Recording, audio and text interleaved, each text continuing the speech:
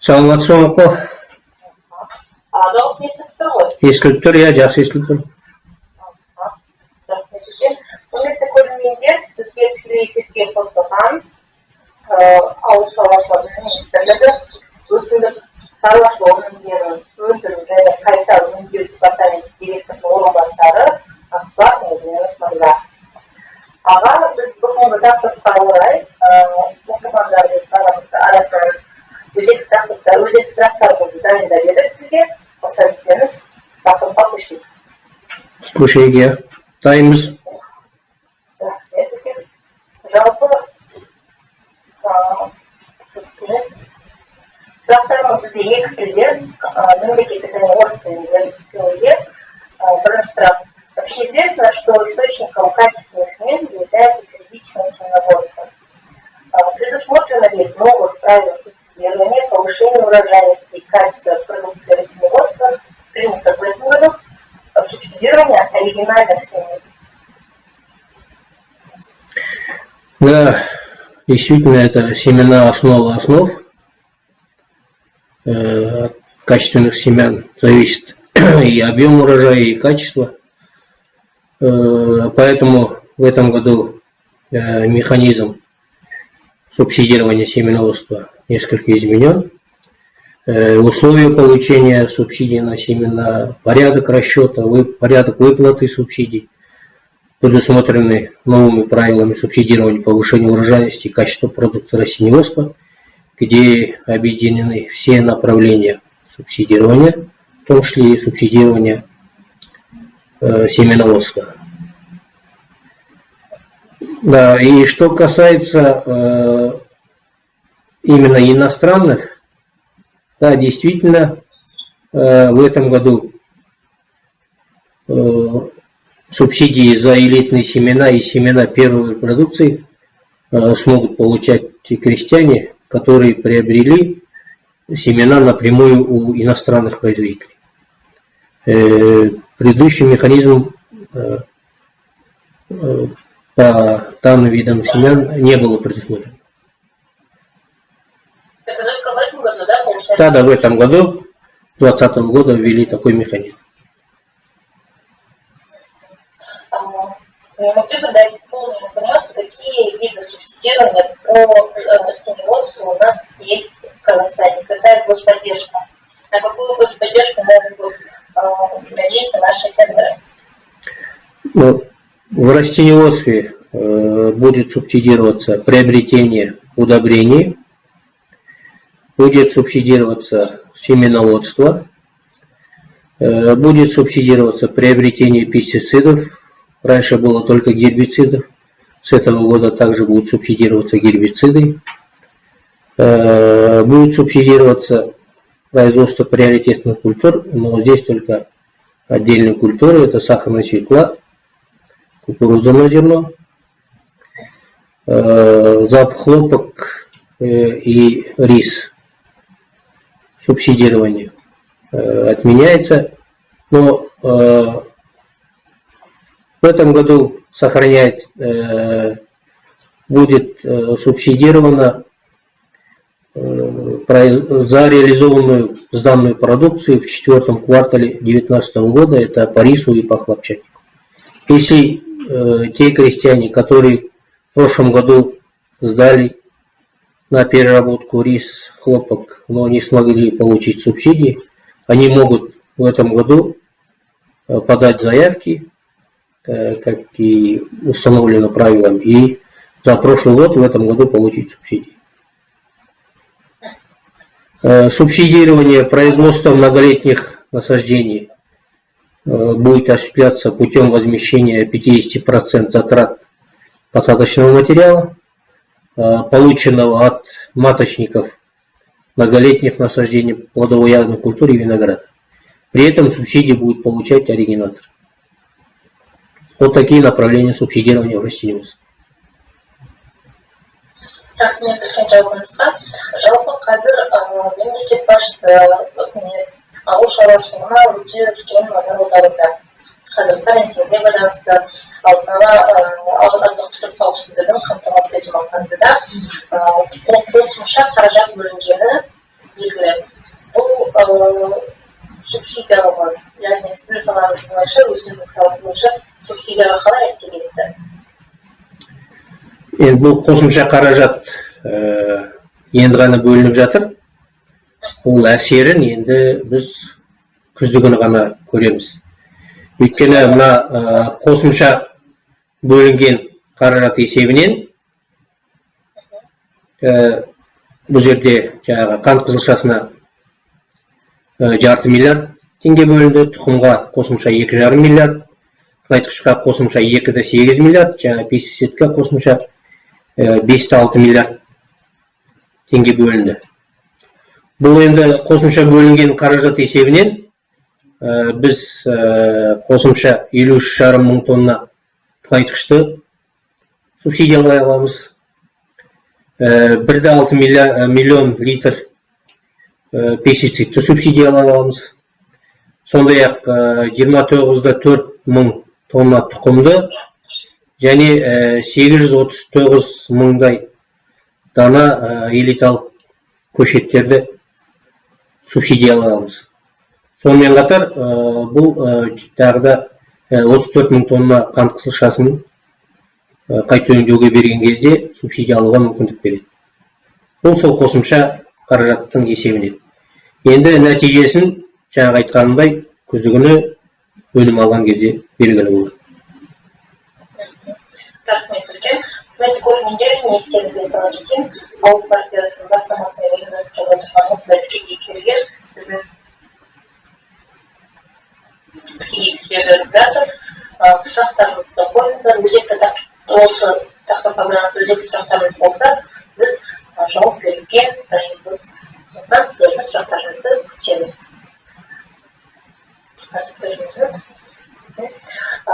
Келесі сұраққа көшсек, мақта өсірушілер өткен жылы мақта өңдеу зауыттарына өткізген шиітті мақта үшін осы уақытқа дейін субсидия алмай отыр. Осының салдарынан көктемгі-дала жұмыстарын ұйымдастыруда кейбір қиыншылықтар туындады. Осы мәселе қалай шешіледі? Жаңа айтып кеттім ғой, мына біздің қағида 30 наурызда қабылданды, 2 сәуірден бастап күшіне енді. Сол кезден бастап өтінімдер беруге болады. Сол былтырғы ала алмаған мақтаның субсидиясын ауыл шаруашылығы басқармасы арқылы өтінім беріп, биылғы жылы алуға болады. Ол сол біздің қағидада жазылған. Рахмет. Біздің оқырмандардан сұрақтар түсіп жатыр екен. Айдокас деген оқырманнан осындай сұрақ. Все говорят про выделение бюджетных средств на поддержку сельского хозяйства. На что конкретно выделяется? Я как фермер не могу найти информацию о том, как воспользоваться этой поддержкой. И не только дать полную информацию, где найти информацию о господдержке и пошагово, как может фермер дать заявку на субсидию.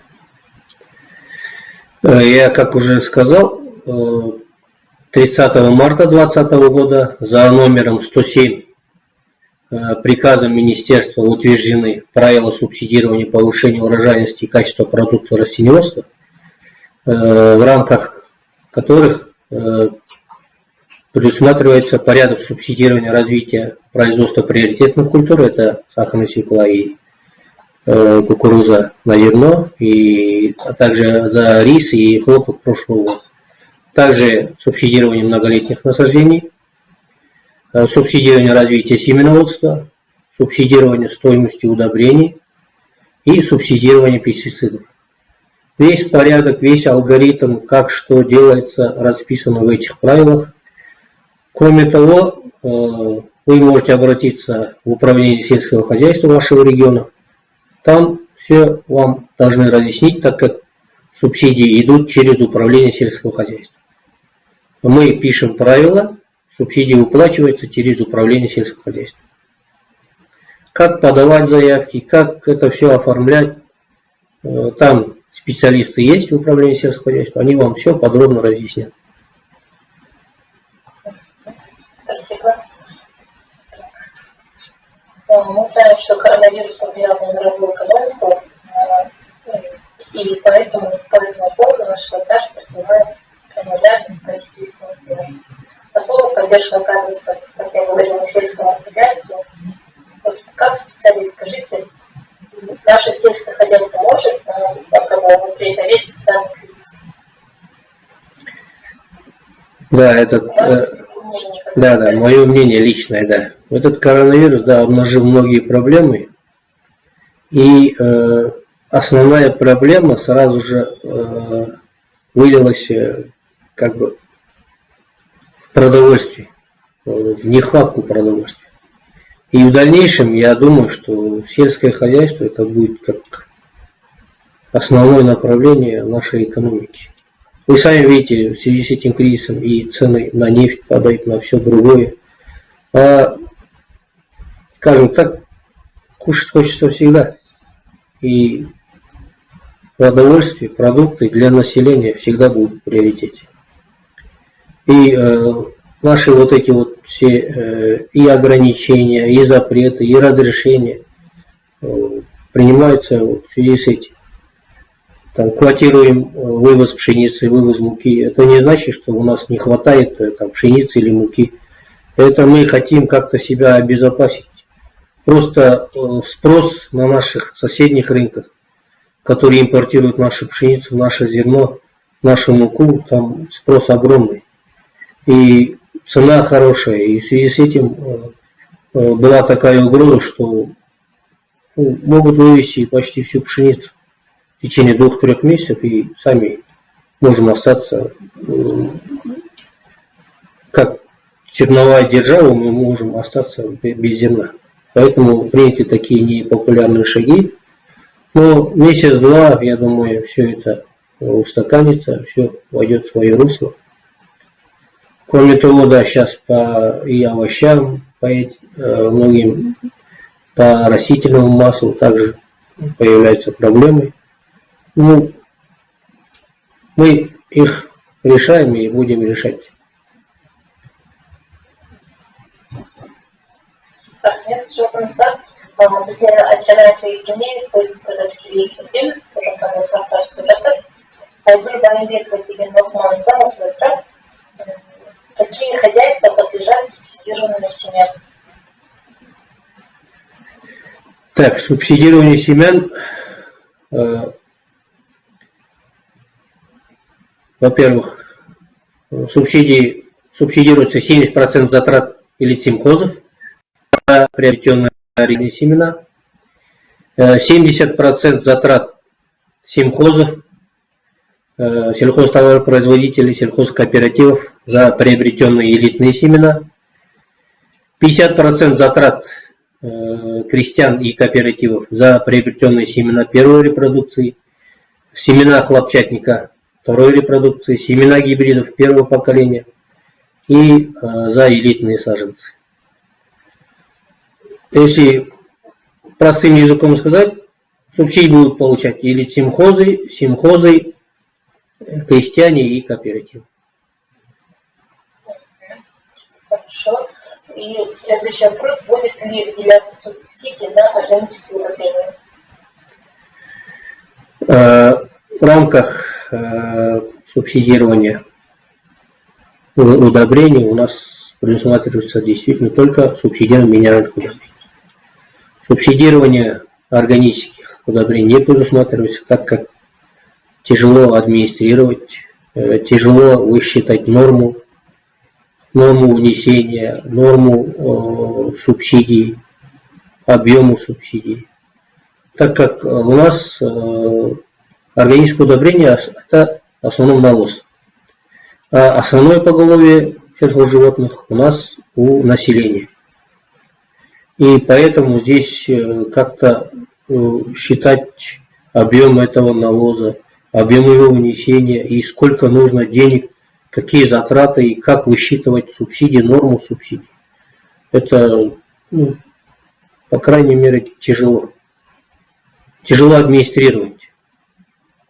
Поэтому поддержка производства органической продукции должно осуществляться в рамках стимулирования производства этой продукции в соответствии с законом об органической продукции. На него и так-то и цена дорогая, и спрос хороший, особенно в Европе. Сейчас культура потребления поворачивается в эту сторону, на экологический продукт. И, по-моему, производство органической продукции даже без субсидирования органических удобрений рентабельно.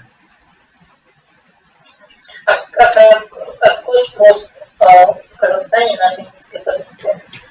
В Европе хороший, да, а у нас? У нас потребители готовы покупать органическую продукцию? Я бы сказал, так еще не так сильно развито. У нас знают халал продукцию, пока за счет органической продукции. Там должна быть своя сертифицирующая лаборатория, которая по европейским, по мировым стандартам должна сертифицировать эту продукцию. Действительно не органическая. И даже по объемам применения у нас удобрений, по объемам пестицидов, можно и так сказать, что у нас основная продукция органическая. Потому что химия у нас применяется очень мало. Біздің көрмелеріміздің даже қойып жатқан сұрағы осы жылы бөлінген қосымша қаражатқа байланысты бөлінетін субсидияның размері, яғни көлемі өспейді.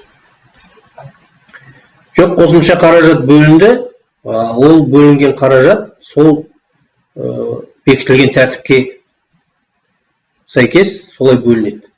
Жаңағы тыңайтқышқа, мысалы тыңайтқыш құнның жартысы, пестицидке де солай. Пестицидтің 50%, мысалы энтомофагтардың, биоагенттардың 40%. Жаңағы тұқым шаруашылығында айтып кеткендей 70% анаған, 50 анаған, солай өзі қалай бұрынғы тәртібі қалды, солай қалады. Жаңағы бөлінген ақшаға қарай, жаңағы субсидия нормасы, субсидияның жаңағы проценті несі өзгермейді. Тәртібі қалады, бірақ сол бағытқа қосымша ақша бөлінеді. Сонда қосымша ақшадағы тәртіп жақсы, тәртіп сақталды егер қосымша ақша сонда нені көбейтеді? Берушілердің санын көбейте ма, әлде берушілерге беретін соманы көтере ма? Берушілердің санын көбейтеді.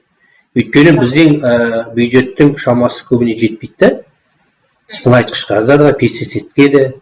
Көп адамдар субсидия алмай қалады аяқ жағында. Ақша, облыстың бюджетінің ақшасы бітіп қалады да. Көп адамдар аяқ жағында субсидия алмай қалады. Сонда субсидия алушылардың саны көбейеді.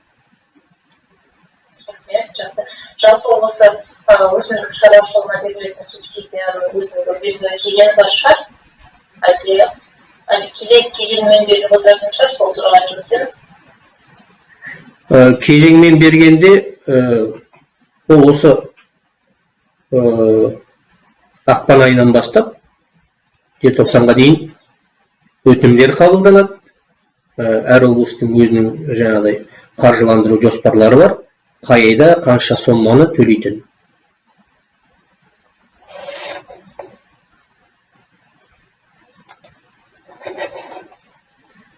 Сол кезең. Мысалы, тыңайтқышқа мұнайда, тұқымға мұнайда деген ондай жоқ. Жыл бойы өзінің қағида ішінде бекітілген мерзімі бар. Мынадай күннен мынадай күнге дейін өтінім қабылданады деген. Сол кезеңде субсидия төленеді.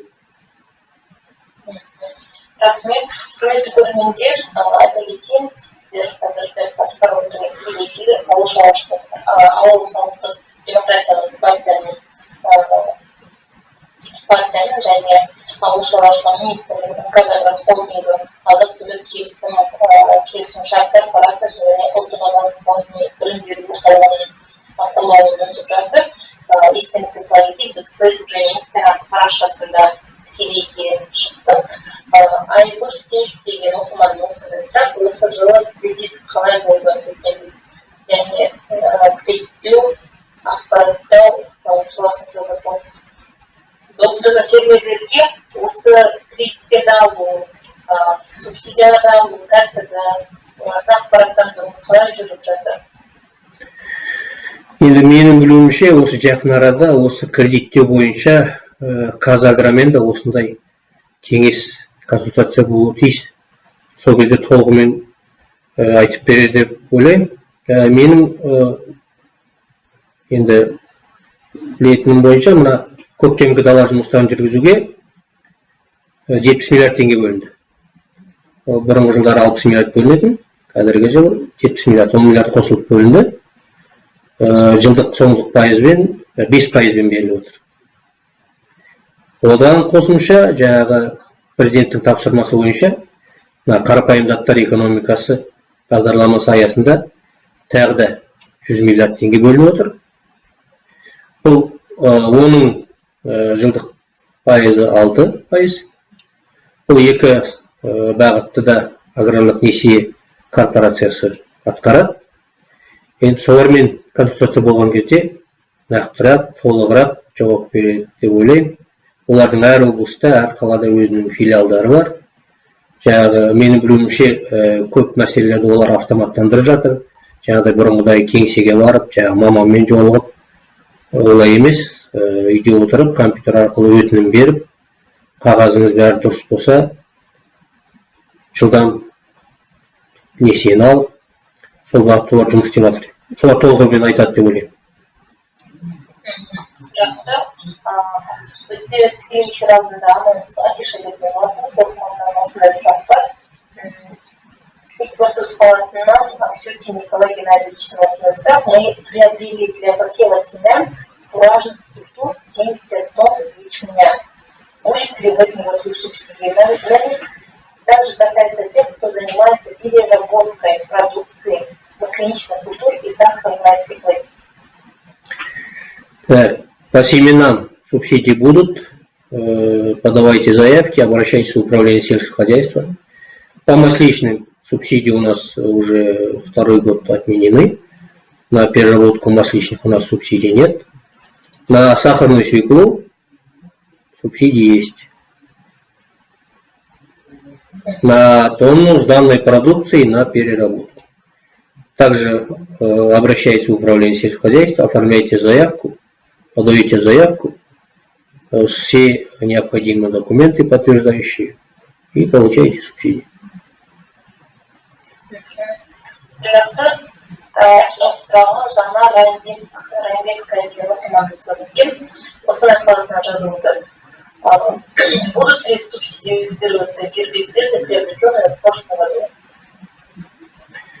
Да, по гербицидам также предусмотрен такой механизм. За приобретенные в прошлом году гербициды, если вы не смогли получить субсидии, подаете в этом году заявку, все как положено оформляете, все подтверждающие документы издаете вместе с заявкой, и в этом году можно получить субсидии за приобретенные гербициды в 2019 году. Рахмет жауабыңызға. Жалпы осындай ақпаратпен бөліссеңіз, қазақстандық шаруалар өсімдік саласындағы субсидияларды қаншалықты қолдануда? Ол жақта спрос сұраныс бар ма екен? Жылда қанша фермер заявка береді? Және қаншасы алады? Жалпы айтсаңыз. Енді жылына 15 мың, 20 мыңдай фермер субсидия алады. Оның енді санының шектеулігі бізде ақшаның жетпеулігінен ғой. Береді, ақша таусылып қалады да, аяқ жағында көбіне адамдар субсидия алмай қалады. Сол бюджеттің тапшылығынан. Бүкіл жаңағы айтылған субсидияның бағыттарын қосқанда сол шамада. Енді әр бағыттікі әртүрлі, бірақ орташа сол шамада адамдар субсидия алады. Иә. Енді бір жылда көп, бір жылда аз дегендей. Енді биыл жаңа қосымша қаражат беріліп жатқаннан кейін, бұның саны шаруаларында саны ұлғаяды деп болжап отырмыз. Бұдан басқа енді жаңағы көш жүреді дейді ғой. Біздің қағидада кейбір жерде олқылықтары нелері болады, асығыс қабылданған жағдай болады. Соған осындай бір мына жерін түзетейік, былай істейік деп ұсыныстар болса берілсе біз оны түзетуге дайынбыз. Көптеген ұсыныстар түсіп жатыр. Мына мысалы өтінімде ақша жоқ деп өтінімді қабылдамай қояды. Мысалы сол өтінімді жаңағыдай кезекке қойып ақша пайда болған кезде сол өтінімге тағы да төлесе деген сондай бір ұсыныстар түсіп жатыр. Соны біз енді әлі жыл енді басталды ғой, мына қазір төлегелі негелі осындай бір жағдайлар туындап жатса, ақылдасып, өзіміз фермерлер бар, партия бар, атамекен бар, ақылдасып, арасында да бір оңтайлы шаруаға деген оңтайлы жолын қарастырсақ, ғанибет болар еді. Яғни жаңағы негізгі тізімінен басқа алуға айналған адамдардың, алуға айналған фермерлердің өзінің жеке тізімі болады. Жоқ. Мысалы өтінім береді ғой. Өтінім береді де, өтінімді жаңағы компьютер қарап, тексеріп, сосын субсидия төлеу не төлемеу туралы шешім қабылдайды. Өтінімді адам бере береді, бірақ ақша бітті осы бағыт бойынша. Әрмаңғыр өтінім қабылданбай қойды. Ал адамдар субсидия алғысы келеді, бүкіл қағазы бәрі дұрыс, бірақ кешіріктеп толтырған тағы бірдеңесі бар. Ол сол өтінімдерді былай кезекке қойып, солай қарастырсақ деген сондай ұсыныстар бар да. Ал былай бірінші кезде, екінші кезде, үшінші кезекте олай бөлек тізім жоқ ондай. Бәрі бірінен соң бірі, живой очередь деген сияқты бірінен соң бірі бере береді. Ондай біреуін былай, крупный, мелкий деп оны бөлмейміз, ондай жоқ. Жалпы жаңағы 15 мың дедіңіз, жоба болғанда субсидия алатын шаруалардың саны, ал бұл Қазақстанда өсімдік шаруашылығымен айналысатын фермерлердің қанша проценті? Бір 15-20%. Сол көлемде деп ойлаймыз, иә. Жақсы, рахмет. Ермаханов Мейрамбек деген оқырманымыз осындай сұрақ түсіп отыр екен. Егін шаруашылығында субсидия алу үшін қанша гектардан кем болмау керек? Сонда қандай жалпы критериялар бар дейді? Бұл жерде гектар бойынша ешқандай шектеу жоқ. Қағазыңыз дұрыс болса, жеріңіз сіздің атыңызда болса, сол жерге бірдеңе ексеңіз, шығын шығарсаңыз, шығын шығарғаныңызды растайтын құжаттарыңыз болса, субсидия ала аласыз. Ешқандай гектармен шектеу жоқ бұл жерде.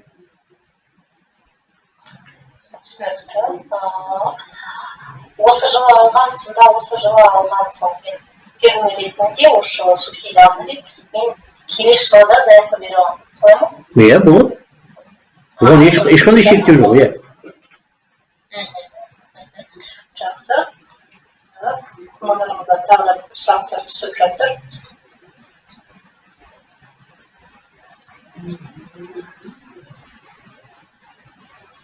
Арпа мен бидайдың тұқымына қанша пайыз субсидия қарастырылған? Енді бұл жерде жаңағы субсидияны айтып отырмын, дақылмен емес. Жаңағы тұқымның түріне қарай. Мысалы, элиталық тұқым шаруашылықтар жаңағы 70% алады, бірегей тұқым сатып алса. Элиталық тұқым мен бірінші репродукциялық тұқым сатып алғандар, олар 70% алады, бірінші репродукциялық сатып алғандар 50% алады. Бұл жерде арпа, бидай, басқа деп ондай бөлінген емес. Жаңағы бірегей тұқым болса, осынша пайыз, элита болса бұлай, бірінші репродукциясы бұлай, сол. Бірінші репродукцияның төмен болса, әрманғар уже субсидия алмайды. Я, дақылға байланысты емес, тұқымның жаңағы сапасына байланысты деп айтайын. Тұқымның түріне байланысты. Рахмет. Тағы да осындай қызықты сұрақ түскен екен. Вопрос от Сабижана Дюсенова. Какие субсидии предусматриваются для совместной работы с сельхозинститутами?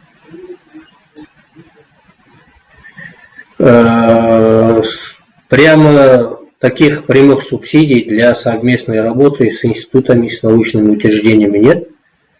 Сельхозтоваропроизводитель получает на равных условиях эти субсидии. Хоть он сам работает, хоть он с кем-то работает, с институтом работает. Именно таких каких-то особых привилегий тем, кто работает с институтами, такого нет. Все на общих условиях, на общих основаниях. Құрметті көрермендер, сұрақтар өте өзектілі. Сондықтан тағы сұрақтарыңыз болса біз ашықпыз, жауаптарыңызға жауап беруге сіздерге. Осындай сұрақ түсіп жатыр. Өсімдік шаруашылығына енгізілген инновациялық технологияларға субсидиялар қарастырылған. Жаңағы айтқандай, институтпен жұмыс істейтін деген сияқты, бұл жерде де сондай. Әдейілеп тұрып, мына жаңа технология енгізген шаруаларға мынадай бөлек субсидия деген ондай жоқ. Ол инновациялық технологиялар біріншіден шаруаның өзінің өнімділігін арттыруға мол септігін тигізеді. Ол өзінің егін шаруашылығын жақсарту үшін соның бәрін, жаңа технологияның бәрін сол үшін қолданады. Ол технологияны қолданса, өнімді де жақсы алады, мол өнім алады. Ол өнімнің сапасы да жақсы болады, сапасы жақсы болғасын, оның бағасы жақсы болады. Сондықтан да жаңа технология енгізген адамның ол әрине бірінші жылы бірден пайда көрмейді, ол екінші, үшінші жылы көрінеді пайда. Сондықтан да ол технология арасында да көбінен қолдану керек, бірақ сол үшін жаңағыдай ынталандыру деген ондай бөлек арнайы субсидия ондай жоқ. Рахмет. Вопрос от нашей подписчицы Ольги. Кто утверждает предельные цены субсидированных сфер? Осы кезде субсидияның көлемі қалай бекітіледі? Субсидияның нормасын, жаңа көлемін жергілікті атқарушы органдар бекітеді әр облыс бойынша. Біздің мына бағдарлама аясында, бағдарламамен әрбір дақыл бойынша субсидия нормативтері бекітіліп қойылған. Әр дақыл бойынша, жаңағы тұқымдардың әр түрі бойынша. Ол жаңағы қағиданың қосымшасында бар, сол жерден көруге болады. Рахмет. Біздің оқырмандарымызға айтатын қосымша ақпаратымыз болса,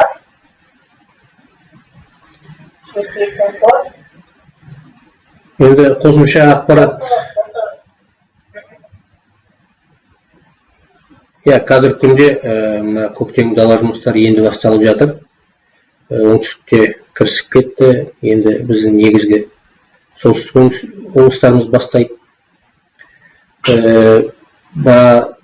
Карантин басталған бері біраз қиындықтар болды. Қаншама бізге өтініштер, шағымдар түсті. Біріншіден жүріп тұру бойынша ол мәселелердің бәрі қазір үкімет тарапынан да, ауыл шаруашылығы тарапынан, ішкі істер министрлігінің тарапынан, денсаулық сақтау министрлігі тарапынан бәріне шешіліп жатыр. Еш кедергісіз жүріп тұруға болады. Ендігі басты міндет мына ауа райы Құдайға шүкір жақсы болып тұр. Дер кезінде сеуіп, дер кезінде өнімімізді жинап алайық.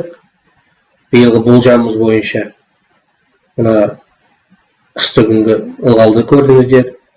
Жер аяз болған жоқ, жер қатқан жоқ. Ылғалдың бәрі жерге сіңді. Топырақта ылғал бәрі жақсы.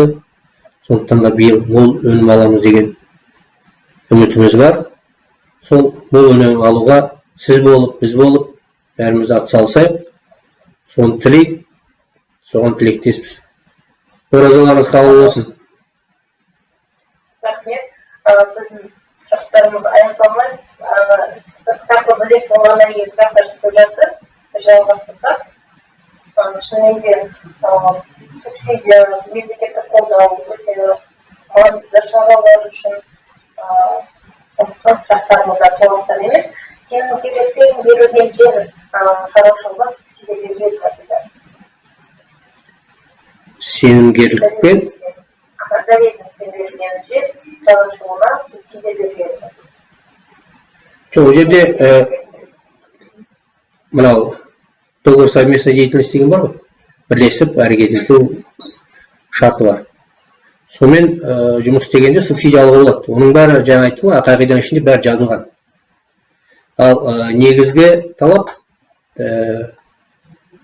жердің иесі, субсидияны жердің иесі алу керек. Болмаса жаңағы бірлесіп әрекет ету шартымен жұмыс істесе, онымен де субсидия алуға болады. Жақсы. Фейсбукқа түскен бірінші сұрақ бар екен. Қанат Бакиев деген оқырманымыздың осындай сұрақ: сәлеметсіз бе? Алматы облысы қант қызылшасын өндірушілерінің сауалы. Қант қызылшасын зауытқа тапсырған шаруашылықтар төленетін субсидияны 2 теңгеге көбейтуді сұрайды. Осындай мүмкіндік бар ма? Жаңа айтып кеттім, субсидия нормасын әр жергілікті атқарушы орган өзі бекітеді. Яғни бұл жерде Алматы облысының әкімдігі бекітеді субсидия нормасын. 10 теңге ме, 12 теңге ме, бұл жерде сол әкімдікке жүгіну керек та. Әкімдік өзінің бюджетіне қарай мүмкіндігі болса көтере алады. Біз де оған қарсы емеспіз, өйткені қант қызылшасының өндірісін, қант өндірісін қолдауымыз қажет, өйткені біз қантты көп импорттаймыз. Сондықтан да мүмкіндік болып жатса, бюджеттің мүмкіндігі болып жатса, субсидия нормативін көтерсе, біз оны қолдаймыз. Бірақ бұл әкімдіктің қолында. Әкімдікке жүгіну. Иә, әкімдікке жүгіну қажет. Жақсы, рахмет. Жалпы міне субсидиялау бірнеше түрін атап өттіңіз, бірнеше бағытын. Қай бағытқа сұраныс көп шаруалардың арасында? Шаруалардың арасында сұраныс тыңайтқышқа көп. Тыңайтқышқа сұраныс көп, өйткені адамдар түсінеді. Неше жылдан бері жер ақырындап тозып жатыр. Біз жылдан жылға агрохимиялық талдау жасағанда байқалады, жердің гумус қара шірігінде азайып жатыр, жердегі азоттың да, фосфор, калийдің да құрамы төмендеп жатыр, жердің құнарлылығы негізінде төмендеп жатыр. Оған енді жердің құнарлылығын көтермей ешқандай жақсы өнім алуға болмайды. Ол жердің құнарлылығын көтеру үшін ол жерге міндетті түрде тыңайтқыш салу керек. Тыңайтқыштың бағасы жылдан жылға қымбаттап келеді. Өйткені Қазақстанда көп өндірілмейді, көбінесе Ресейден, алыс елдерден әкеледі. Мына жылыжайларда қолданатын тыңайтқыштар бағалары өте қымбат. Оғанда сол субсидия төленеді. Сондықтан да тыңайтқышқа деген сұраныс көп та, бөлінетін қаражат аз. Өйткені қаражат көп бөлсе де, бұл жерде игеру мәселесі бар. Қаражатты белгілі бір көлем бөлсең, сол көлемге, мысалы, субсидия тыңайтқыш қымбат болғандықтан шаруаның мүмкіндігі жетпейді, тыңайтқыш сатып ала алмай қалады, беріледі, субсидия беріледі, қалған көлем қалып қояды. Сосын жаңағы игерілмеген үшін әр әкімдік тағы да таяқ жейді жоғарыда. Сосын қорқақтайды да, аса көп оған қаражат сұрай қоймайды. Ал негізінен тыңайтқышқа деген сұраныс өте жақсы. Түсінікті.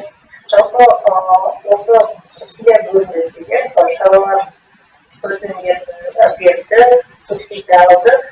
Енді мемлекет бұл ақшаның, бұл қаражаттың мақсатты жұмсалуын қалай тексеріп отырады? Бұл қазіргі күндегі ең басты мәселе. Бізге депутаттар да осыны қояды, үкімет тарапынан, мына қаржы министрлігі, экономика министрлігі де. Арасында да субсидия бергелі көп дақылдармен қарасақ, не өнімділігі артпайды, не сапасы түзелмейді деген сияқты. Бір суға кетіп жатқан құмға кетіп жатқан су сияқты. Сондықтан да талдай келе біз бірқатар субсидияны қысқарттық қой. Мына гектарға берілетін субсидияны әсіресе қысқарттық. Өйткені гектарға берген кезде көбінесе енді бәрібір деп айтпай ақ қояйын, ішінде біраз сондай қате жұмыс істейтін шаруалар болды да, өтірік өзінің гектарын көрсетеді. Мысалы 400-500 гектарға мен шөп ектім дейді, субсидиясын алады, ал оны айналып кеп жан-жағын селкамен бір айналып өте салады да, болды сол. Оны тексеруге әкімдіктің адамдарының, мамандарының шамасы жетпейді, уақыт жетпейді. Сол себептен көбінесе адамдар жаңағыдай шыны керек сотталып та жатыр осы субсидия үшін.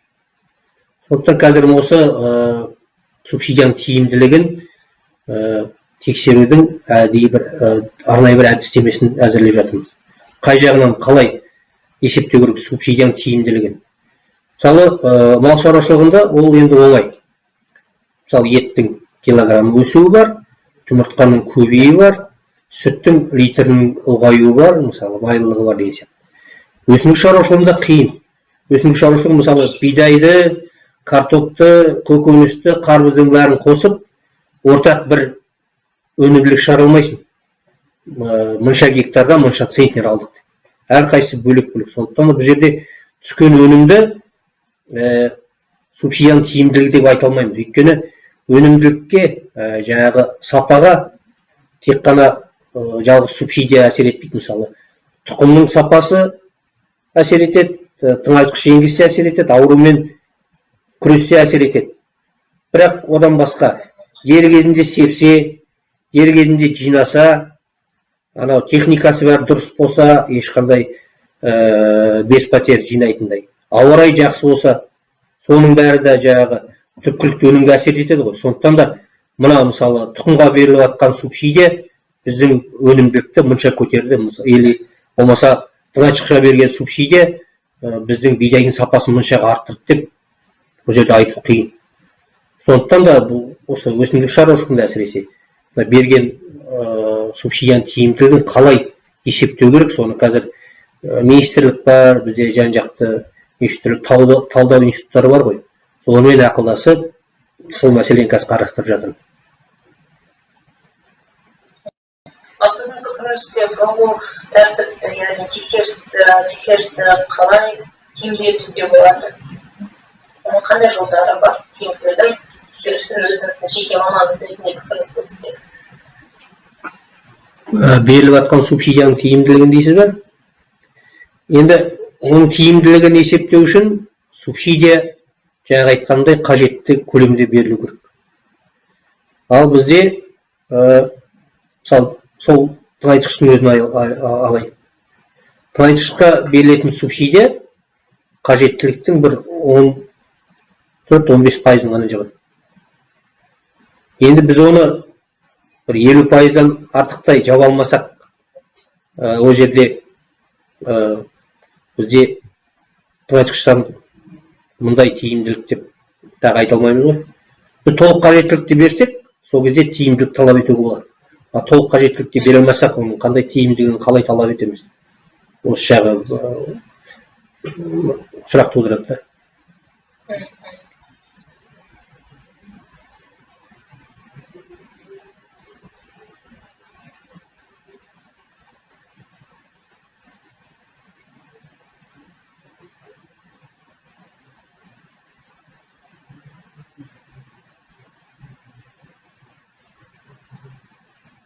Тұқым тазалау линияларына субсидия қарастырылған еді. Осыдан өткен аптада жаңағы Шаймерден Ахметов инвестициялық субсидия туралы кеңес берді ғой. Сол кезде сол инвестициялық субсидиялардың ішінде осы тұқым тазалайтын техникаға берілетін субсидия бар. Яғни сол техниканың құнының 25%-ына субсидия беріледі. Ол инвестициялық субсидиялар аясында.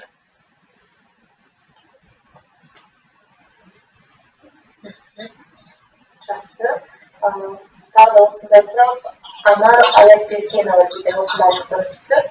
Ученые аграрии нашей страны занимаются вопросами повышения плодородия почвы. Есть ли у вас поддержка ученых аграриев? Yani ғалымдарымызға қарастырылған бір көмектеріңіз бар ма екен осы бағыт бойынша? Ғалымдарға берілетін көмек ол жаңағы бағдарламалық нысаландыру қаражаты деген сондай бір бағдарлама бар. Сол арқылы беріледі. Ол біздің нанос арқылы беріледі. Бұл жерде жаңағы айтып кеткендей өсімдік шаруашылығындағы айналысатын сол жердегі ғалымдарға ондай арнайы қолдау жоқ. В рамках программы целевого финансирования через НАНОЦ ученые получают какие-то гранты, какую-то господдержку.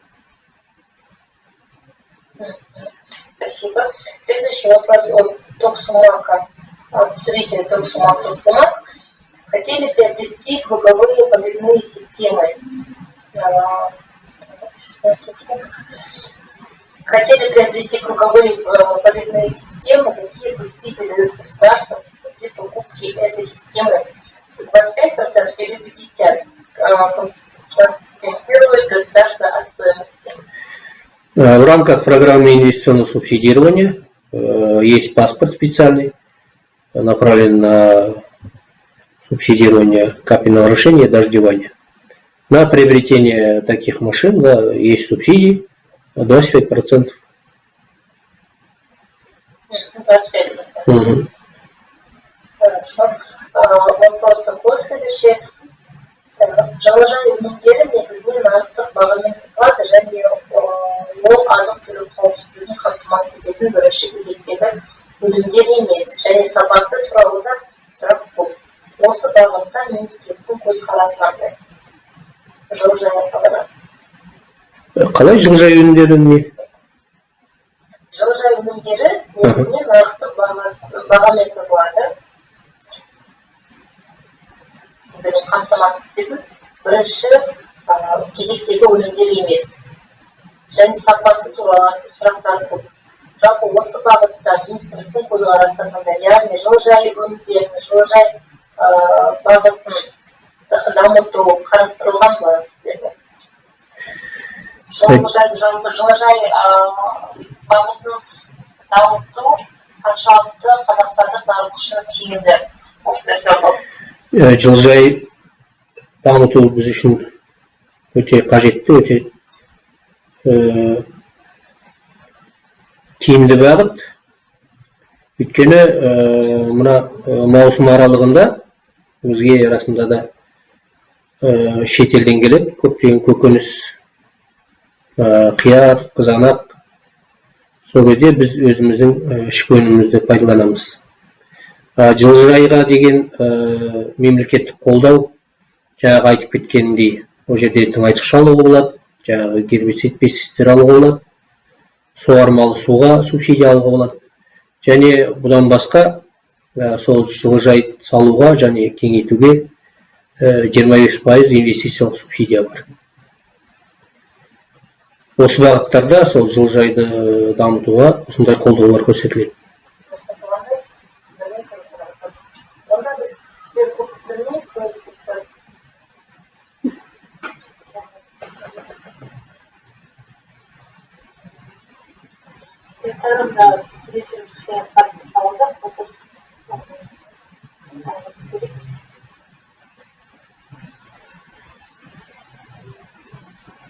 ұсынып отыр.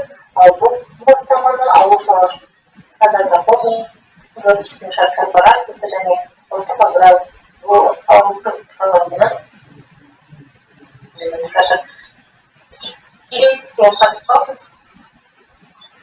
сұрағымыз жылыжай жөнінде болып еді, қайталап өтсеңіз жауабыңыздар.